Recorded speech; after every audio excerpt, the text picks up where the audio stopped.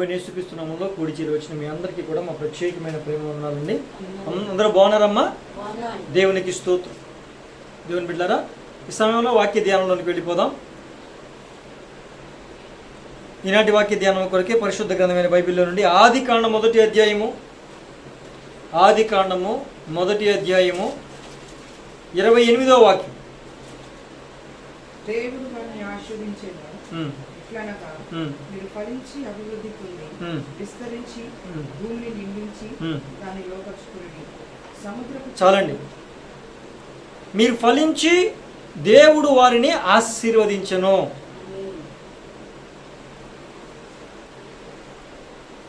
అసలు ప్రభువు వారి యొక్క ఆలోచన ఏంటంటే, తన స్వరూపంలో తన పోలికలో చేసుకున్నటువంటి మనుషులందరినీ కూడా ప్రభువు ఆశీర్వదించాలి, ఆశీర్వదింపబడాలి, ఆశీర్వాదకరంగా ఉండాలి అనేది ఆయన ఆశ మొదటి నుంచి కూడా. కనుక అయితే దేవుడు వారిని ఆశీర్వదించాడు. ఎలా ఆశీర్వదించాడు అనే విషయాలు చూస్తే, అసలు ఆశీర్వాదాలు ఎప్పుడు పలికాడు? ఎప్పుడు ఆశీర్వాదాలు సంతరించుకుంటాం? ఎప్పుడు మనం ఆశీర్వాదాలని పొందుకోగలం?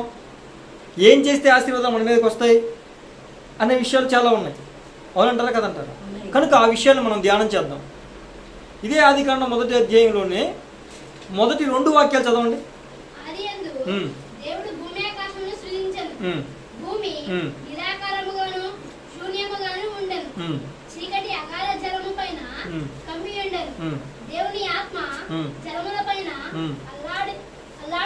చాలండి.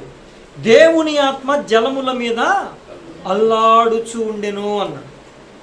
అంటే ప్రారంభములోనే, సృష్టి ప్రారంభములోనే దేవుని ఆత్మ అల్లాడుతూ ఉంది. కనుక మనము కూడా ఎక్కడ దేవుని ఆత్మ అల్లాడుచూ ఉంటుందో, ఎక్కడ దేవుని ఆత్మ చేత నింపబడిన సేవకులు, దేవుని ఆత్మ చేత నడిపింపబడుతున్న సంఘం ఉంటుందో ఆ సంఘంలో ఉండాలి. ఏ సంఘంలో పడితే ఆ సంఘంలో కాదు మనం ఉండాల్సింది.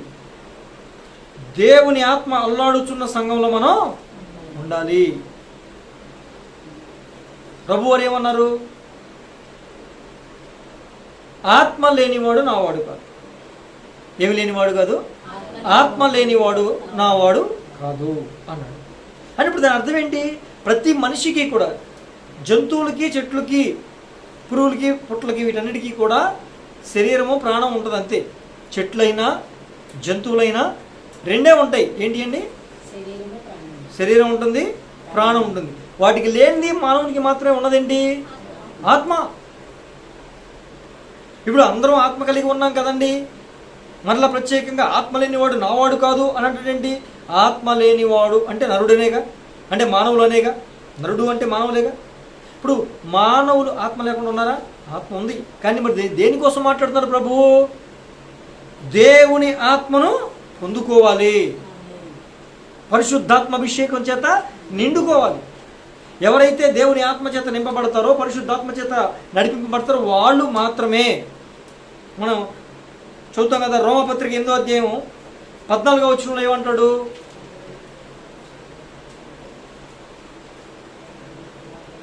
అది సరే, ఆ వాక్యం మనం చదువుదాం ఒక నిమిషం.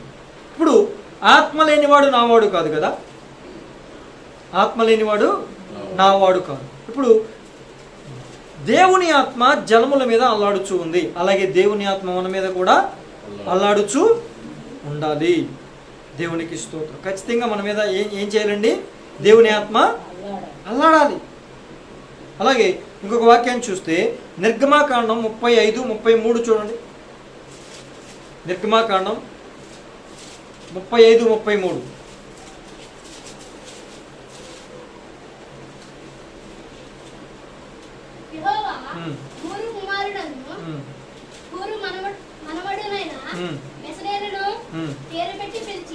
విచిత్రమైన పనులను కల్పించుటకును, బంగారుతోను, వెండితోను, ఇత్తడితోను పరిచేయుటకును, రత్నములను సానబెట్టి పొదుగుటకును, చెప్పుటకును, విచిత్రమైన పనులన్నిటినీ చేయుటకును వారికి ప్రజ్ఞా వివేక జ్ఞానములు కలుగునట్లు దేవుని ఆత్మతో వారిని నింపి ఉన్నాడు. చాలండి. ఇప్పుడు దేవుని మందిరంలో జ్ఞానముతోనూ, వివేకముతోనూ, ప్రజ్ఞతోనూ, స్కిల్తోనూ, నైపుణ్యముతోనూ పనిచేయాలి అంటే ఏ ఆత్మచేత నింపబడాలండి? దేవుని ఆత్మచేత నింపబడాలి. దేవుని ఆత్మచేత నింపబడి దేవుని మందిరంలో మనం పనిచేసే వారంగా ఉండాలి. వారిని ఖచ్చితంగా, నీకు ఆశ ఉంటే ఖచ్చితంగా దేవుని ఆత్మచేత నింపి ఆయన పని చేయించుకుంటారు. దేవునికి స్తోత్రం. హల్లెలూయా, హల్లెలూయా.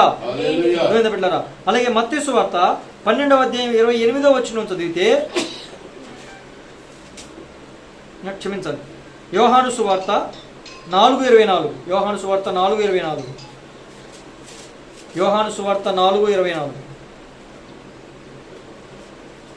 దేవుడు ఆత్మ కనుక ఆయనను ఆరాధించువారు ఆత్మతోనూ సత్యంతోనూ ఆరాధింపవలెను. ఇప్పుడు మొదటిగా దేవుని ఆత్మ అల్లాడుచున్న సంఘంలోకి వెళ్ళాలి. ఎందుకు వెళ్ళాలి? ఎక్కడ దేవుని ఆత్మ అల్లాడుచూ ఉంటుందో, ఎక్కడ ఏ దైవ సేవకులు దేవుని ఆత్మ చేత నింపబడి నడిపింపబడుతూ ఉంటారో అక్కడ దేవుని ఆత్మను పొందుకునే అవకాశం, దేవుని ఆత్మ చేత నింపబడే అవకాశం ఉంటుంది. ఏమండి, పలానా చోట ఒక మంచి కల్తీ లేని బియ్యం దొరుకుతున్నాయి అంటే అక్కడికి వెళ్తే దొరుకుతాయి, కానీ ఎక్కడైనా బియ్యమే, ఎక్కడికి వెళ్ళినా అదే బియ్యం దొరుకుతుందండి? కల్తీ లేని వస్తువు ఎక్కడ అమ్ముతున్నారో అక్కడికి వెళ్తేనే ఆ కల్తీ లేని దొరుకుతుంది. ఎక్కడైనా అయ్యే వస్తువులు కదండి, ఇక్కడ కూడా దొరుకుతాయి అంటే దొరుకుతుందా? కల్తీ ఉన్నది దొరుకుతుంది. కనుక ఎక్కడ దేవుని ఆత్మ నింపబడి సంఘం నడిపింపబడుతూ ఉందో ఆ సంఘంలో నువ్వు నాటబడి ఆ సంఘంలోకి వెళ్తే దైవ సేవకుల మీద దేవుని ఆత్మ, ఏ ఆత్మ పనిచేస్తుందో అదే ఆత్మ నీ మీద కూడా ప్రభువారు పరిశుద్ధాత్మతో నింపుతారు. ఇప్పుడు మోషే గారిని ఏమన్నాడు దేవుడు? నీలో నింపినటువంటి, నీలో ఉంచినటువంటి ఆత్మలో కొంత పాళ్ళు ప్రజల మీద కూడా నువ్వు ఉంచాలి అని చెప్పి. అర్థవుతుందండి? దైవజనుని ప్రభువారు దేవుడు ఆత్మచేత ఎందుకు నింపుతాడు? దైవజనుని మీద నింపినటువంటి ఆత్మ కొన్ని పాళ్ళు సంఘం మీద కూడా వెళ్ళాలి. దేవునికి స్తోత్రం. హల్లెలూయా. అర్థవుతుంది. కనుక దేవుడు ఆత్మ కనుక ఆరాధించేవాళ్ళు ఆత్మతో సత్యంతో ఆరాధించాలి అన్నాడు. మరి దేవుడు ఆత్మ కనుక ఆత్మతో సత్యంతో ఆరాధించాలంటే మరి మనం ఆత్మను పొందుకోకపోతే ఆత్మతో ఆరాధించే అవకాశం ఎక్కడ ఉంటుంది? నేను ఆత్మతోనూ మనసుతోనూ ప్రార్థన చేస్తున్నాను అంటాడు. నేను ఆత్మతోనూ పాడతాను, మనసుతోనూ పాడుతాను అంటాడు. మనసుతో పాడటం అంటే ఏంటి? మామూలుగా మన భాషలో పాడటం, అందరికీ అర్థమయ్యేలాగా పాడటం. ఆత్మలో పాడటం అంటే ఏంటి? ఆత్మ భాషలు అంటే ఏంటి? దేవదూతల భాషలు. ఆ దేవదూతల భాషలు అంటే ఎవరికి అర్థమవుతాయి? దేవునికి మాత్రమే అర్థమవుతాయి. మనుషులకు అర్థమవుతాయా? ఏ నరుడు దానిని గ్రహింపడు గాని అని 1 కొరింథీ పత్రిక 14వ అధ్యాయంలోనే చెప్పాడు. కనుక ఆత్మతో ఆయన ఆరాధించాలంటే ఆత్మ చేత నింపబడితేనే కదా ఆరాధిస్తాం. కనుక ఆత్మ కలిగిన సంఘంలో, దేవుని ఆత్మ అల్లాడుచున్న సంఘంలో మనం ఉండాలి. దేవుని ఆత్మ చేత నింపబడాలి. దేవుని ఆత్మ చేత నింపబడి దేవుణ్ణి ఎలా ఆరాధించాలండి? ఆత్మతోనూ సత్యముతోనూ ఆరాధించాలి. ప్రార్థన ఎలా చేయాలండి? ఆత్మతో ప్రార్థన చేసే అనుభవం కలిగి ఉండాలి, మనసుతో ప్రార్థన చేసే అనుభవం కలిగి ఉండాలి. ఎలా పాడాలండి? ఆత్మతోనూ పాడాలి, మనసుతోనూ పాడాలి. నీ ఒంటరి ప్రార్థనలో నువ్వు ఎక్కువగా ఆత్మలో ప్రార్థించగలగాలి. నీ ఒంటరి ప్రార్థనలో నువ్వు ఎక్కువగా మనసుతో క్షమించాలి, ఆత్మలో పాడగలగాలి. అవన్నీ ఉండాలంటే ఎక్కడ దొరుకుతాయి? ఎక్కడ పడితే అక్కడ దొరుకుతాయా? ఎక్కడ పడితే అక్కడ ఆత్మ అనుభవాలు మనకు కనబడతాయా?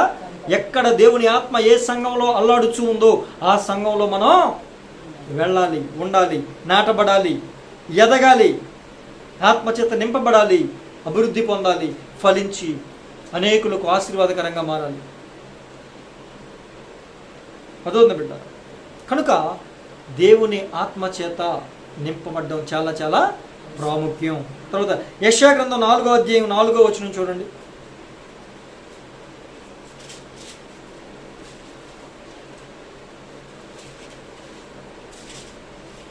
యెషయా గ్రంథం 4:4.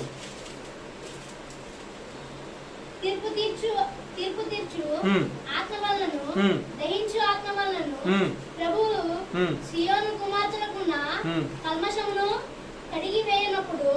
చాలండి. ఇప్పుడు దహించు ఆత్మ వలన, ఇప్పుడు పరిశుద్ధాత్మ దేవుడు మన మీదకి వస్తే మనలో ఏం జరుగుతుందండి? సియోను కుమార్తెలకు ఉన్న కల్మషం అంతా కడిగేస్తున్నాడు. సియోను కుమార్తెలు అంటే ఎవరు తెలుసా బైబిల్లో? రాకడకు సిద్ధపడుతూ ఉన్నటువంటి వారిని సియోను కుమార్తెలు అంటారు. నామకార్థపు క్రైస్తవులందరినీ కూడా యెరూషలేము కుమార్తెలు అంటారు. మరి సియోను కుమార్తెల కల్మషం అంటే ఏంటి? రాకడ అనుభవాలు ఇష్టం ఉండి, రాకడలో ఎత్తబడాలని భక్తి చేస్తూ, రాకడ కొరకు సిద్ధపాటు కలిగి ఉండాలని ప్రార్థనలో నలుగుతూ ఉన్న వారికి కూడా కొన్ని కల్మషాలు, కొంత మురికి, కొంత చెడు అది అంటుతూ ఉంటుంది. ఇప్పుడు అవన్నీ ఎవరు కడుగుతారు? పరిశుద్ధాత్మదేవుడు కడుగుతాడు. ఎలా కడుగుతారు? మనల్ని ఒప్పిస్తూ, ఏదైనా మనం ఒప్పుకుంటేనే కదా క్షమాపణ. ఇప్పుడు పరిశుద్ధాత్మ మనలో ఉన్నప్పుడు ఏం చేస్తారు? మనం తప్పు చేస్తాం. పరిశుద్ధాత్మ పొందుకున్న వారికి, పరిశుద్ధాత్మ పొందుకోలేని వారికి స్పష్టంగా తేడా అర్థమవుతుంది. పరిశుద్ధాత్మదేవుడు మనలో ఉన్నప్పుడు తప్పు చేస్తే ఖచ్చితంగా ఆ తప్పుని ఒప్పుకునేంత వరకు కూడా ప్రేరేపిస్తాం. నువ్వు ఒప్పుకో, తప్పు చేసావు, క్షమించమని ప్రభు పాదాలు పట్టుకుని ప్రార్థించు అని పదే ఆ తప్పు కోసం ప్రేరేపిస్తూ ఉంటాడు. ఆయన పేరే ఒప్పింపజేయ ఆత్మ. పరిశుద్ధాత్మను ఎందుకు మనం పొందుకోవాలి అంటే, పరిశుద్ధాత్మ మనలో ఉన్నప్పుడు ఖచ్చితంగా మనం తప్పు చేస్తే, పొరపాటు చేస్తే, అది ఏ రీతినైనా, ఏ విధమునైనా, ఏ రకముగానైనా తప్పు చేస్తే ఖచ్చితంగా ప్రభువు వారు మనల్ని ఏం చేస్తారండి? ఒప్పింపజేస్తాడు. నువ్వు తప్పు చేసే ఒప్పుకో అని ఒప్పింపజేస్తాడు. మరి తప్పు చేసినప్పుడు తప్పును ఒప్పుకుంటే కల్మషాన్ని కడుగుతున్నట్లేగా. ఏ విధంగా దహించు ఆత్మ సియోను కుమార్తెల యొక్క కల్మషాన్ని కడుగుతుంది, శుద్ధీకరిస్తుంది అంటే ఒప్పింప చేయుట ద్వారా. ఆత్మ ఏం చేస్తుంది? మరొక విషయం, సర్వసత్యంలోకి మనల్ని నడిపిస్తాడు. ఆత్మ మనలో ఉన్నప్పుడు, మనం ఆత్మను పొందుకున్నప్పుడు, ఆ ఆత్మ మనలో ఉండి ఏం చేస్తుంది? యుక్తముగా ప్రార్థన చేయడం ఎలాగో మనకు తెలియదు, సమయానుకూలంగా సమయ సందర్భాల్లో ప్రార్థన చేయడం ఎలాగో మనకు తెలియదు. కొంతమంది అలవాటైపోయిన ప్రార్థన చేస్తారు, అలవాటైన పదాలు వాడేస్తూ ఉంటారు. ఆ సమయం ఏంటి? ఆ సందర్భం ఏంటి? ఇప్పుడు ఈ సమయంలో ప్రారంభ ప్రార్థన ఇచ్చారా? ముగింపు ప్రార్థన ఇచ్చారా? వాక్యానికి వెళ్ళడానికి ప్రార్థన ఇచ్చారా? కానుకల కోసం ప్రార్థన ఇచ్చారా? దేనికి ప్రార్థన ఇచ్చారు? దేనికి ఇచ్చారు ప్రార్థన? అవేమీ సోయి ఉండదు. ప్రార్థన మొదలుపెట్టారంటే అలవాటు అయిపోయిన ప్రార్థన ఒకటి ఉంటుంది, ఇక ఆ ప్రార్థన అలా చదివేస్తారు, ఆమేన్ అంతే. అసలు మనకి ఇచ్చిన అంశం ఏంటి? ప్రార్థన చేయమన్న విషయం ఏంటి? ఉదాహరణకు విజ్ఞాపన ప్రార్థన చేస్తున్నప్పుడు కేవలం మన ప్రాంతం కోసం ప్రార్థన చేయండి, మన ప్రాంతంలో ఉన్న ప్రజలు కాపాడబడాలి, రక్షించబడాలి, వాళ్ళకి ఏ సమస్యలు ఉండకూడదని ప్రార్థన చేయమంటే ఎక్కడ చేసి ముగించాలి ప్రార్థన? మన ప్రాంత ప్రజల వరకు మాత్రమే చేసి ముగించాలి. ప్రార్థన మొదలుపెట్టారంటే ఇంట్లో నుంచి మొదలుపెట్టి, సంఘంలో నుంచి మొదలుపెట్టి, మన ప్రాంతం నుంచి మొదలుపెట్టి జిల్లా, మండలం, రాష్ట్రం, దేశం, ప్రపంచం వెళ్ళిపోతుంది. వెళ్ళొచ్చారుగా. దాన్నే యుక్తముగా ప్రార్థన చేయటం, వివేకముగా ప్రార్థన చేయటం, సందర్భంగా మనం ప్రార్థన చేయటం. అది మనకు తెలియదు, మనకు రాదు. మరి ఎలా వస్తుంది? దేవుని ఆత్మ మనలో ఉంటే యుక్తముగా ప్రార్థన చేయటం ఎలాగో మనకు తెలియదు కాబట్టి ఉచ్చరింప శక్యముగాని మూలుగులతో ఆత్మ తానే మన పక్షంగా మనలో ఉండి విజ్ఞాపన చేస్తాడు. దేవునికి స్తోత్రం. పరిశుద్ధాత్మ అనుభవాలు కలిగినటువంటి సంఘంలో మనం ఉంటే, నాటబడితే, పరిశుద్ధాత్మ చేత నింపబడి నడిపింపబడుతున్న దైవ సేవకులతో మనం సహవాసంలో కలిగి ఉంటే ఆ పరిశుద్ధాత్మను పొందుకునే ఆశ మనకు కలుగుతుంది. పరిశుద్ధాత్మ మనలోకి వస్తే మనలో ఉన్న ప్రతి కల్మషాన్ని ప్రభువారు కడిగేస్తూ ఉంటారు. ఎప్పటికప్పుడు కల్మషాన్ని కడుగుతూ ఉంటారు, శుద్ధీకరిస్తూ ఉంటారు. రెండవది, మనలో నుండి యుక్తముగా ప్రార్థన చేస్తూ విజ్ఞాపన చేస్తూ ఉంటారు. ఉచ్చరింప శక్యంగా మూలుగులతో విజ్ఞాపన చేస్తూ ఉంటారు. దేవునికి స్తోత్రం కలుగును గాక. హల్లెలూయా. అదోత్న బిడ్డలారా, కనుక ప్రతి కల్మషము కడగబడాలంటే ఆత్మచేత మనం నింపబడాలి. దేవునికి స్తోత్రం. ఇంకో విషయం చూద్దాం. రోమపత్రిక 8:14 చదవండి. రోమపత్రిక 8:14. రోమపత్రిక 8:14. దేవుని ఆత్మచేత ఎందరు నడిపింపబడుదురో వారందరూ దేవుని కుమారులై ఉందురు. దేవునికి స్తోత్రం. ఇప్పుడు ఎందరూ దేవుని ఆత్మచేత నడిపింపబడతారో వాళ్ళందరూ కూడా దేవుని పిల్లలు. మరి దేవుని ఆత్మచేత నడిపింపబడాలంటే దేవుని ఆత్మను పొందుకోవద్దండి, పొందుకోవద్దా? దేవుని ఆత్మ మనలో ఉంటేనే మనతో నడిపిస్తుంది. దేవుని ఆత్మ మనతో పాటు ఉంటేనే కదా మనం నడిపించే అవకాశం ఉంటుంది. మరి దేవుని ఆత్మ లేకుండా మనం దేవునితో నడవలేము, ఆత్మ చేత నడిపింపబడలేము. మనకి ఇష్టం వచ్చినట్లుగా, మనకు నచ్చినట్లుగా, మనకు వచ్చినట్లుగా, మనకు తెలిసినట్లుగా నడిచేస్తూ ఉంటాము తప్ప ఆత్మ చేత నడిపింపబడే అనుభవాలు మనకు ఉండవు. ఏది తప్పు, ఏది ఒప్పు, ఏ మార్గంలో నడవాలి, ఏ మార్గంలో నడవకూడదు, ఏ పని చేయాలి, ఏ పని చేయకూడదు, ఇవన్నీ కూడా తెలియజేసేది ఎవరండి? దేవుని ఆత్మ. అలాగే దేవుని ఆత్మ చేత నడిపింపబడితే అప్పుడే ఆయన పిల్లలంగా మనం పిలువబడతాం. దేవునికి స్తోత్రం. అలా దేవుని ఆత్మ చేత నడిపింపబడుతూ ఉంటే జరిగే కార్యాలు చూద్దాం ఒకసారి. ఆదికాండం 41వ అధ్యాయం చూడండి. ఆదికాండము 41వ అధ్యాయం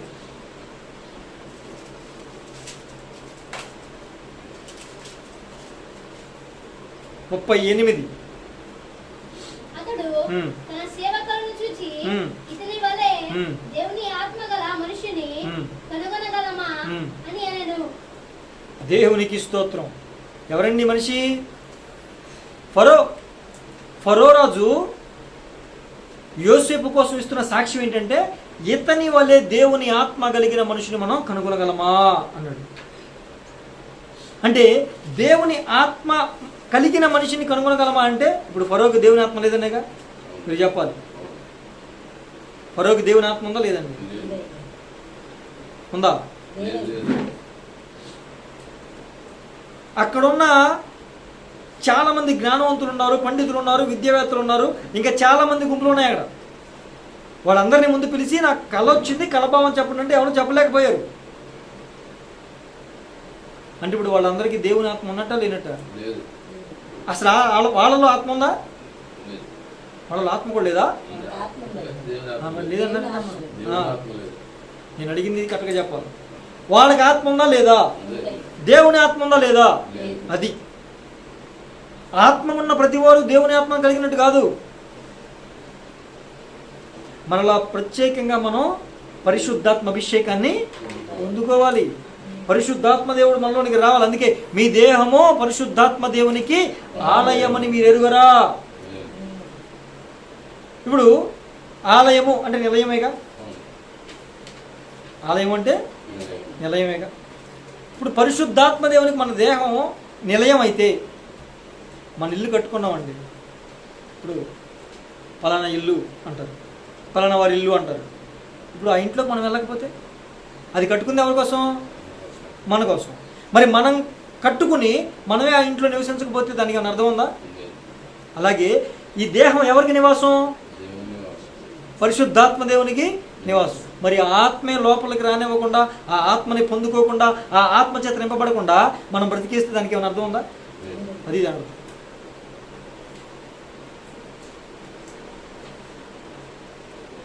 దేవుని ఇతని వలె దేవుని ఆత్మ కలిగిన మనుషుల్ని మనం కనుగొనగలమా అన్నాడు.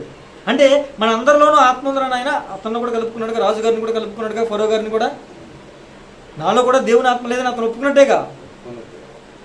నిజంగా అతనిలో కూడా దేవుని ఆత్మ ఉంటే ఆ కలభావం అతనికే తెలుసుద్దిగా. అతనిలో లేదు. మిగతా జ్ఞానుల్ని, విద్యావంతుల్ని, పండితుల్ని అందరినీ పిలిచాడు. ఎవరైనా కలభావం చెప్పండి, ఎవరో చెప్పలేదు. యోసేపు చెప్పాడు. యోసేపు చెప్పిన వెంటనే ఏమన్నాడు? తర్వాత కలభావం మాత్రమే కాకుండా ఆ పరిస్థితుల నుంచి తప్పించబడాలంటే కూడా ఏం చేయాలో కూడా సలహా ఇచ్చాడు. ఏంటా సలహా? ధాన్యం పండుతుంది, 7 సంవత్సరాలు విస్తారమైన ధాన్యం పండుద్ది. ఆ ధాన్యం తీసుకొచ్చి ఏ సంవత్సరం పంట ఆ సంవత్సరం నాశనం చేసి పాడు చేసి వాడేసేయకుండా జాగ్రత్తగా వాడుకుంటూ గోడౌన్లు కట్టి గోడౌన్లో దాయండి. 7 సంవత్సరాలు కరువు దినాలు వస్తాయి. ఆ కరువులో ఈ పంట అంతా కూడా పనికి వస్తుంది. అప్పుడు బ్రతకొచ్చు. మరలా ఆ పై 7 సంవత్సరాలకి మరలా కరువు పోతుంది అని చెప్పాడు. ఇప్పుడు ఆ ఫార్మానే కదా మన గవర్నమెంట్ అన్నీ కూడా ఫాలో అవుతున్నాయి. గిడ్డంగులు గోడౌన్లు దాస్తున్నారండి, రైస్ గోడౌన్లు దాస్తున్నారా? ఎందుకు దాస్తున్నారు? పనిలే దాస్తున్నారా? కాదు. ఒకవేళ కరువు వస్తే ఆ గోడౌన్లో ఉన్న దాన్ని తీసుకొచ్చి ప్రజలకు బ్రతకడానికి ఉంచడానికి అంతంత గోడౌన్లు పెట్టి చేస్తున్నారు. పని పాట లేక కాదు. ఇప్పుడు ఐడియా ఎక్కడి నుంచి వచ్చింది? యోసేపు గారి దగ్గర నుంచి వచ్చింది. యోసేపుకి ఎవరు ఇచ్చారు? అది. ఆ విధంగా దేవుని ఆత్మ చేత నడిపింపబడాలి. నిజంగా మనం దేవుని ఆత్మను కలిగి ఉంటే రాబోయే సంగతులను గుర్తుపట్టగలం. రాబోయే ఉగ్రతను మనం ఊహించగలం, తెలుసుకోగలం. రాబోయే కరువుల్ని మనం ముందుగానే పసిగట్టి దాన్ని ఏ విధంగా ఎదుర్కోవాలో మనం ముందుగానే తెలుసుకోగలం. రాబోయే తెగుళ్ళు మనకు ముందుగానే తెలిసిపోతాయి. రాకడ సమయాలు, సంభవాలు, సూచనలన్నీ కూడా మనకు ముందుగానే తెలిసిపోతాయి. ఎలాగా? దేవుని ఆత్మ మనలో ఉండి మనకన్నీ కూడా బయలుపరుస్తూ ఉంటారు. దేవునికి స్తోత్రం, హల్లెలూయా. ఎందుకు దేవుని ఆత్మ పొందుకోవాలి? ఎందుకు పొందుకోవాలి? ఎందుకంటే దేవుని ఆత్మ పొందుకోవాలి? ఎందుకు పొందుకోవాలి? అర్థవుతుందా బిడ్డలారా? దేవుని ఆత్మను పొందుకోవడం అంటే అది ఏనికి పొందుకోవాలంటే ఎందుకు అర్థవుతుందండి? దేవుని ఆత్మ ఏ సంఘంలో ఉంటుందో ఆ సంఘంలో ఇలాంటి అనుభవాలు ఉంటాయి. దేవుని ఆత్మ చేత నింపబడి వాయిద్యం వాయిస్తే, దావీదు గారు సితారా వాయిస్తే సౌల్లో ఉన్న దయ్యాలు పారిపోయినా లేదండి. వాయిద్యాలు వాయించమంటే అందరూ వాయిస్తారు. వేరే వేరే వాటికి కూడా వాయించేవాళ్ళు ఉన్నారు కదా. ఇప్పుడు వాళ్ళకి మన సంఘంలో వాయిద్యాలు వాయించే వాయిద్యకారులకి తేడా ఉండాలి వద్దా? వచ్చిన కాంగ్రిగేషన్లో ఉన్నటువంటి చీకటి శక్తుల ప్రభావం అంతా ఆరాధనలోనే ఎగిరిపోవాలి. ఒకటి, ఆరాధన చేసేవాళ్ళు ఆత్మ పూర్ణులై చేయాలి. రెండవది, వాయిద్యాలు వాయించేవాళ్ళు కూడా ఆత్మచేత నింపబడి వాయిస్తే దురాత్మ చీకటి శక్తులు ఇంకా అక్కడ ఉంటాయండి. దేవుని ఆత్మ ఖచ్చితంగా ఆ దురాత్మ చీకటి శక్తిని తరిమేస్తుంది. అర్థవుతుందా బిడ్డరా? కనుక గమనించండి ప్రియమైన దేవుని బిడ్డలారా, గొప్ప గొప్ప కార్యాలన్నీ కూడా జరిగే ఒక గొప్ప అవకాశం. ఇంకో విషయం చూద్దాం. దేవుని ఆత్మ చేత, దేవుని ఆత్మ మన మీదకి బలంగా వస్తే ఏం జరుగుద్దో ఇంకొక విషయం చూద్దాం. న్యాయాధిపతుల గ్రంథం 15వ అధ్యాయం 14వ వచనం.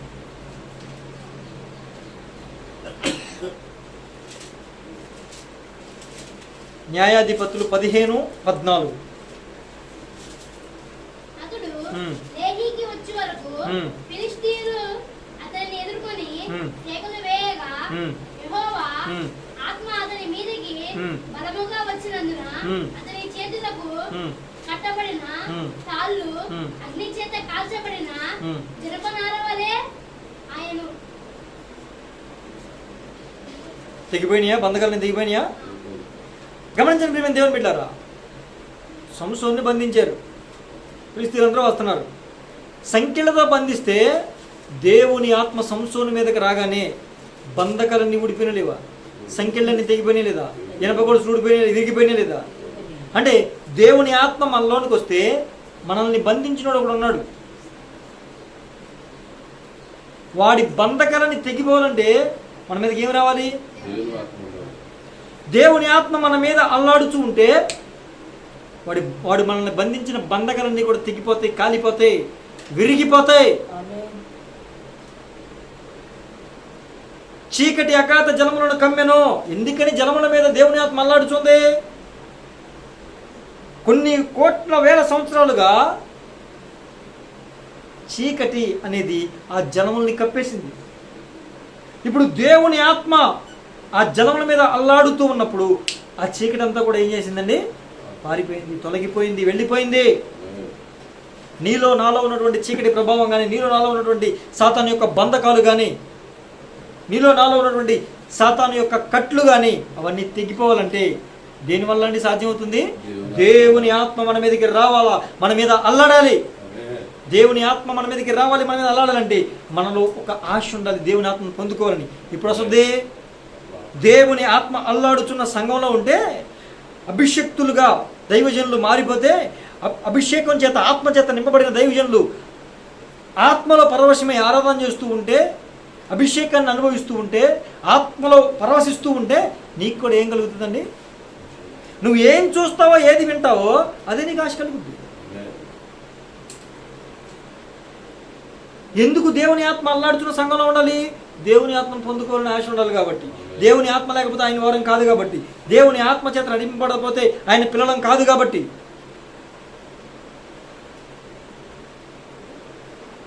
దేవునికి స్తోత్రం కలుగును గాక. హల్లెలూయా. అర్థవుతుందా బిడ్డలారా? ఇంకో విషయం చూద్దాం. బంధకాలు తెగిపోవాలంటే ఏం చేయాలండి? సాతాను యొక్క బంధకాలు, కట్లు తెగిపోవాలంటే దేవుని ఆత్మ మన మీదకి. హల్లెలూయా. ఇంకో విషయం చూద్దాం. 1 సమూయేలు గ్రంథము 10వ అధ్యాయం, 1 సమూయేలు 10వ అధ్యాయము 6వ వాక్యం. 10:6.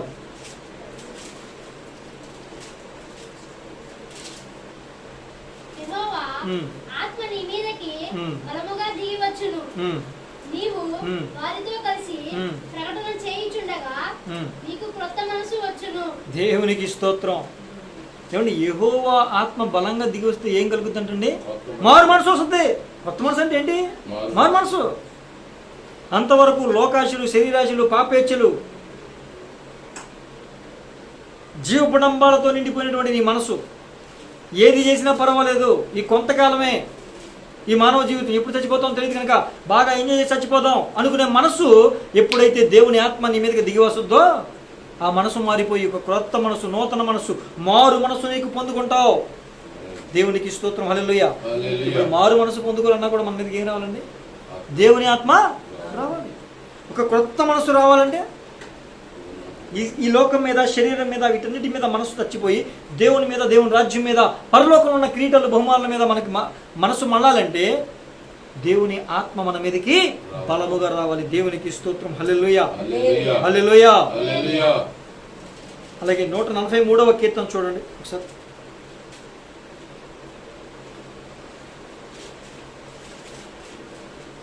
143వ కీర్తన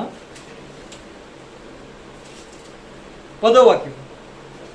నీవే నా దేవుడవు, నీ చిత్తానుసారముగా ప్రవర్తించుటకు నాకు నేర్పుము. దయగల నీ ఆత్మ సమభూమి గల ప్రదేశమందు నన్ను నడిపించును గాక. దేవునికి స్తోత్రం. దయగల నీ ఆత్మ సమభూమి గల ప్రదేశంలో, సమభూమి గల ప్రదేశంలో అంటే సమతలమైన, అంటే స్టేబుల్గా ఉన్న. అర్థమవుతుందండి? చాలా మందికి కొంచెం కలిగింది అనుకోండి, అలా పట్టుకోలేం. చూసారా చూసారా, ఇటు పక్కన ఎగిరిపోతూ ఉంటుంది. కొంచెం కలిగితే ఉన్నారా లేదండి ఇది జనాలు. కొంతమందికి ఏమీ లేకపోతే, ఇప్పుడు అదే మనిషి సడన్గా పద్మ మొత్తం భూమిలోకి అలా కుంగిపోతాడు. అంటే ఉంటేనేమో పొంగిపోతాడు, లేకపోతే కృంగిపోతాడు. ఉన్నా, కలిగినా, లేకపోయినా కూడా ఒకేలాగా నడిపించేది ఎవరండి? దేవుని ఆత్మ. నాకు అంత ఉంది, నాకు ఇంత ఉందని డాబులు పడుకోకుండా మౌనంగా తగ్గి ఉన్నా లేనట్టుగా బ్రతికింపజేసేది ఏది? ఒకవేళ లేనప్పుడు కూడా ఇంకా నా బతికింతే ఇంకేం చేస్తాం, లేక అది ఇది లేని కృంగిపోకుండా ఏం పర్వాలేదు, నాకు ఇచ్చిన నాలాగా 3 పూట్ల తినడానికి ఆహారం లేని వాళ్ళు 33 కోట్ల మంది మన దేశంలో ఉన్నారు. సరైన బట్ట కట్టుకోలేని వాళ్ళు, ఒంటి నిండా శుభ్రమైన బట్ట కట్టుకోలేని, చిరిగిపోకుండా బట్ట కట్టుకోలేని వాళ్ళు చాలా మంది ఉన్నారు. నేనైతే ఒంటి మీద చక్కగా చిరిగిపోకుండా మంచి బట్టలు కట్టుకోవడానికి దేవుడు కృపించాడు. చాలా మందికి అనారోగ్యం లేక హాస్పిటల్లో ఉన్నారు. నాకైతే ఆరోగ్యం ఇచ్చి ప్రభు చక్కగా నడిపిస్తున్నాడు, పనులు చేసుకోవడానికి కృపించాడు. చాలా మంది మంచం మీద పడి ఉన్నారు, వాళ్ళకి వేరే వాళ్ళు పనులు చేయాల్సిన పరిస్థితి వచ్చింది. నాకైతే ఆ పరిస్థితి లేకుండా అని దేవా ఈ కృప నాకు చూపినందుకు నీకు స్తోత్రం అని ఎప్పుడు చెప్తాం? దేవుని ఆత్మ మనలో ఉంటే చెప్తాం. లేకపోతే ఏంటో ఎంత చేసినా ఏం చేసినా ఇదేనా పరిస్థితి అని ఇక తెలుసుకుని వాళ్ళకి వాళ్ళు తిట్టుకుంటారు, ఆ ఇంట్లో వాళ్ళు తిడతారు. ఇక లేదు లేదు లేదు లేదు లేదు అలా వచ్చు. దేవుని ఆత్మ ఉన్నా లేకపోయినా ఒకేలాగా నడిపిస్తుంది. ఎవరండి? దేవుని ఆత్మ. సమతల భూమి మీద మనల్ని నడుపుతుంది. అటు కొండలో ఎక్కించదు, ఇటు లోయల్లోనూ నడిపించదు. సమతలమైన భూమిలో నడిపిస్తుంది. దేవునికి స్తోత్రం. హల్లెలూయా. దూరం బిడ్డరా, దేవుని ఆత్మ మనం ఆ విధంగా నడిపిస్తుంది. యెషయా గ్రంథం 61వ అధ్యాయం చూడండి. యెషయా గ్రంథం 61వ అధ్యాయం 61వ అధ్యాయం మొదటి వచనం చదవండి. ప్రభువకు యెహోవా ఆత్మ నా మీదకి వచ్చి ఉన్నది. దీనులకు సువర్తమానము ప్రకటించుటకు యెహోవా నన్ను అభిషేకించెను. నలిగిన హృదయము గల వారిని దృఢపరచుటకును, చెరలోనున్న వారికి విడుదలను, బంధింపబడి వారికి విముక్తిని ప్రకటించుటకు ప్రకటించుటకును ఉమ్, యెహోవా ఉమ్. హితవత్సరమును ఉమ్. మన దేవుని ఉమ్. ప్రతి దండన దినమును ఉమ్. ప్రకటించుటకును ఉమ్, దుఃఖాక్రాంతులందరినీ ఉమ్. ఓదార్చుటకును ఉమ్. సియోనులో దుఃఖించు వారికి ఉమ్. ఉల్లాస వస్త్రములు ఉమ్. ధరింప చేయుటకును ఉమ్. బూడిదకు ప్రతిగా ఉమ్. పూదండను ఉమ్. దుఃఖమునకు ప్రతిగా ఉమ్. ఆనంద తైలమును ఉమ్. బాలాబద్ధమైన ఆత్మకు ప్రతిగా ఉమ్. స్తుతి వస్త్రమును ఉమ్. వారికి ఇచ్చుటకు ఉమ్. ఆయన నన్ను పంపి ఉన్నాడు. చాలండి. దేవుని ఆత్మ నీ మీదకి వస్తే జరిగే విషయాలు ఇవ్వండి. దేవుని ఆత్మ నీ మీదకి దేనికి వచ్చింది? పేదలకు సువార్త ప్రకటించడానికి, చెరలో ఉన్న వారిని విడిపించడానికి, బంధకాల్లో ఉన్న వారిని విడిపించడానికి, విముక్తి పలికించడానికి, అమ్మా అడిగిన హృదయము కలగ నలిగిన హృదయం గల వారిని బలపరచడానికి, దుఃఖంలో ఉన్న వారిని ఓదార్చడానికి, యెహోవా హితవత్సరమును ప్రకటించడానికి. ఇప్పుడు దేవుని ఆత్మ లేని వారికి ఉన్నవారికి చాలా చెప్తానండి. ఇక్కడ కొన్ని విషయాలు వేరే వాళ్ళు కూడా చేస్తూ ఉంటారు. ఏంటవి? బీదల్ని కనికరించటం, పేదవారికి సహాయం చేయటం, ఏమండి వాళ్ళు ఎవరైనా కష్టంలో ఉన్నారంటే వెళ్ళి ఓదార్చటం, ఇలాంటి పనులు మానవుల్లో చాలామంది చేస్తారా చేయరా? అమ్మ చెప్పాలి, మీరు చేస్తారా? మరి ఇప్పుడు వాళ్ళకి దేవుని ఆత్మ కలిగిన వారికి తేడా ఏంటో చెప్పనా? వాళ్ళు ఓదారుస్తారు, సహాయం చేయగలిగితే సహాయం చేస్తారు, పర్వాలేదు నేను ఉన్నానని మాట ఇవ్వగలరు, అంతవరకు చేస్తారు. కానీ దేవుని ఆత్మ కలిగిన వారు ఏం చేస్తారు తెలుసా? ఓదారుస్తూ, నెమ్మదినిస్తూ, సహాయం చేయగలిగితే సహాయం చేస్తూ, దానితో పాటు దేవుడు ఉన్నాడు, ఖచ్చితంగా దేవుడు నిన్ను పైకి లేపుతాడు, దేవుడు మనందరి కోసం వచ్చాడు, మన పాపాల నిమిత్తం చనిపోయాడు, మరణించి 3వ దినాన తిరిగి లేచాడు, పరలోకానికి వెళ్ళాడు, మన కోసం ఇల్లు సిద్ధపడుస్తున్నాడు. హితవత్సరం అంటే ఏంటి? రాకడ దినాలు, రాకడ సమయం ఆసన్నమైంది, అంత్య దినాల్లో ఉన్నాం, అంత్యకాలంలో ఉన్నాం. ఆయన నమ్ముకుని అంగీకరించి ఈ విధంగా నడిస్తేనే పరలోక రాజ్యం, లేకపోతే పరలోక రాజ్యం లేదు అని సువార్తమానం ప్రకటిస్తాం. ఎవరో? దేవుని ఆత్మ కలిగిన వారు. మీకు అర్థమైందా? దేవుని ఆత్మ మన మీదకి వస్తే సువార్త మనం ప్రకటిస్తాం, బీదల్ని ఓదారుస్తాం, వాళ్ళకి సహాయం చేస్తాం. ఈ రెండింటితో పాటు దేవుని గురించి చెబుతాం, రాకడ గురించి చెబుతాం, తీర్పు గురించి చెబుతాం, పరలోక రాజ్యం కోసం చెబుతాం. అది తేడా వాళ్ళకి మనకి. వాళ్ళు ఏం చేస్తారు? ఓదార్చి ఈ లోకానుసారంగా నాకు మాటలు చెప్పి వెళ్ళిపోతారు. ఎందుకని? అంతకుమించి వాళ్ళకి తెలియదు, దేవుడు తెలియదు, దేవుని ఆత్మ తెలియదు, దేవుని రాజ్యం తెలియదు. ఎలా మనం ఏ మార్గంలో నడిస్తే పరలోక రాజ్యం చేరుకుంటామో వారికి తెలియదు, కనుక చెప్పలేరు. దేవుని ఆత్మ కలిగిన వారు ఇవన్నీ చెప్పగలరు. దేవునికి స్తోత్రం. హల్లెలూయా, హల్లెలూయా. అర్థమవుతుందా బిడ్డలారా? కనుక దేవుని ఆత్మ అల్లాడుచూ ఉన్నటువంటి సంఘంలో మనం నాటబడాలి. దేవుని ఆత్మ మన మీద అల్లాడినట్లుగా మనం ఆశపడాలి. దేవుని ఆత్మ చేత నింపబడినట్లుగా మనం ఆశపడాలి. దేవుని ఆత్మ చేత నడిపింపబడినట్లుగా మనం ఆశపడాలి. అంటే ప్రార్థన చేసుకోవాలి. ఆయన మన మీదకి వస్తే జరిగే విషయాలన్నీ కూడా చెప్తున్నాం. బంధకాలు తగ్గిపోతాయి, కట్లు ఊడిపోతాయి, చీకటి శక్తుల ప్రభావం మనలో నుంచి వెళ్ళిపోద్ది, పారిపోద్ది, రాబోయే సంగతులు మనం చెప్పగలం, తర్వాత ఏం జరుగుతుందో మనం చెప్పగలం. మరి ప్రవచనాత్మ అంటే అదేగా. దేవునికి స్తోత్రం కలుగును గాక. హల్లెలూయా, హల్లెలూయా. ఇంకో విషయం చూద్దాం. దేవుని ఆత్మ మనలో ఉంటే ఏం చేస్తాడో చూద్దాం. యెహెజ్కేలు గ్రంథం 37వ అధ్యాయం, యెహెజ్కేలు 37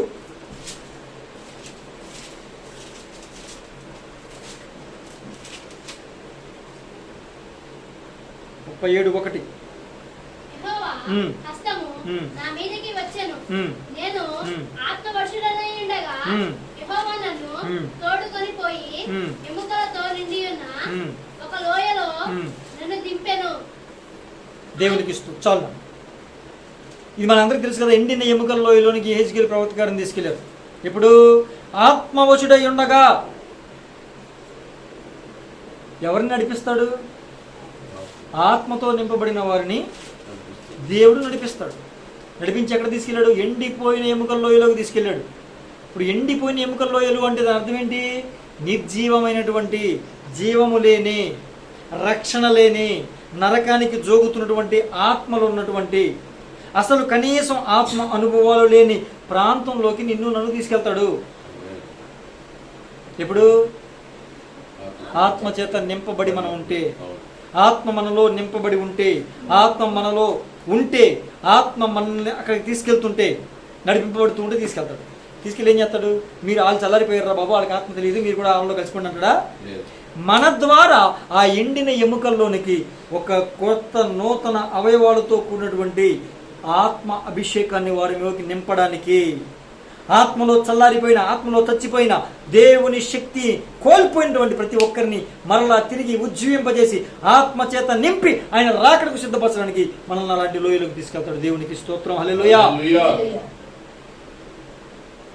దేవుని ఆత్మ మనలోనికి వస్తే, మనలో ఉంటే, మనం ఆత్మచేత నడిపింపబడుతూ ఉంటే ఇలాంటి కార్యాలు జరుగుతాయి. అంత మాత్రం కాదు, ఇంకొక విషయం చూద్దాం. మత్తయి సువార్త 12వ అధ్యాయం చూడండి. మత్తయి సువార్త 12వ అధ్యాయం.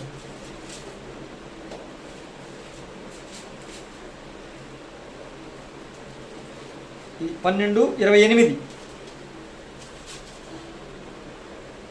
దేవుని ఆత్మ వలన నేను దయ్యములను వెళ్ళగొట్టుచున్న యెడల నిశ్చయముగా దేవుని రాజ్యము మీ మీదకు వచ్చి ఉన్నది. చాలండి.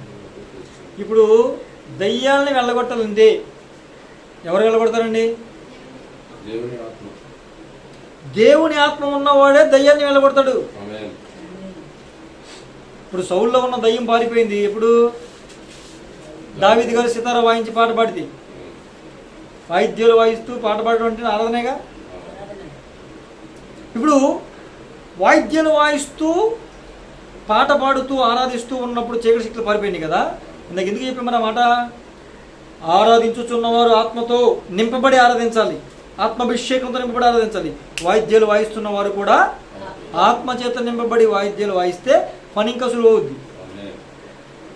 అర్థమవుతుందండి? మిగతా వారు వాయిద్యాలు ఏమంటే చాలా మంది వాయించట్లేదు ఈ లోకంలో. సినిమాలకు వాయించేవాళ్ళు ఉన్నారు లేదండి? మరి చర్చిలో వాయించేవాళ్ళు ఉన్నారు లేదా? ఉన్నారుగా. వాళ్ళకి మనకి తేడా ఉండాలి వద్దా? వాళ్ళు వాయిస్తే వినడానికి వినసొంపుగా ఉండొచ్చు, ఉంటుంది. కానీ మనం వాయిస్తే వినడానికి వినసొంపుగా ఉండడం మాత్రమే కాకుండా వచ్చినటువంటి ప్రజల్లో చీకటి శక్తుల ప్రభావం, దయ్యాలన్నీ కూడా కేకలిసి పారిపోతాయి. దేవునికి స్తోత్రం కలుగును గాక. ఇది ఎప్పుడు సాధ్యం? దేవుని ఆత్మ చేత నింపబడినప్పుడు మాత్రమే. దేవుని ఆత్మ మనలో నింపుకున్నప్పుడు మాత్రమే, దేవుని ఆత్మ మనం కలిగి ఉన్నప్పుడు మాత్రమే, దేవుని ఆత్మ మన మీద అల్లాడుచున్నప్పుడు మాత్రమే. జలముల మీద దేవుని ఆత్మ అల్లాడుచు ఉండెను.